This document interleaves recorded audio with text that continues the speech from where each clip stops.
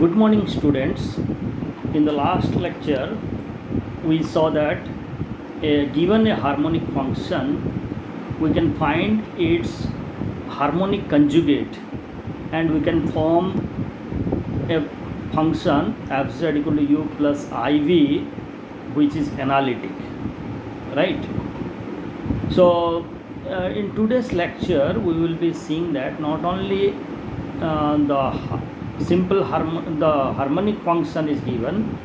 It may happen that you are given the sum of the harmonic function and its conjugate, or say a difference of the harmonic function and its conjugate. Then also can we find the analytic function of which these harmonic functions and harmonic conjugates are part. So the answer is yes. If either u plus v or u minus v is given, then also we can find the analytic function fz equal to u plus iv. So we will be discussing examples based on this.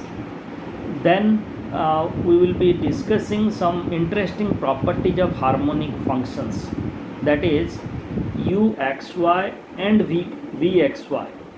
So these harmonic functions, how do they behave?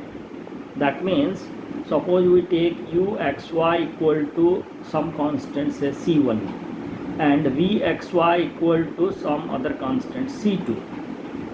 Now these two equations represent two curves. Okay, these two functions uxy and vxy, they represent two curves.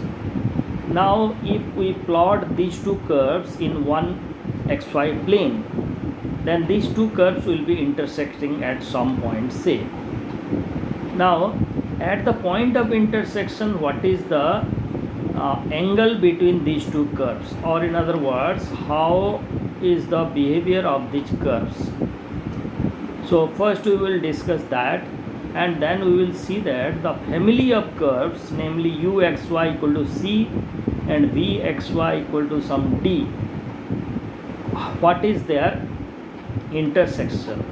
Okay, so this is very important, and we will try to see it. Okay, then we will go to the next topic, that is complex integration.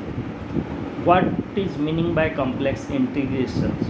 How complex functions are integrated along a path. So what is a path? How the integration is carried out? All these things we will be discussing in this class. So I am looking forward to this class and hope you all gain from this.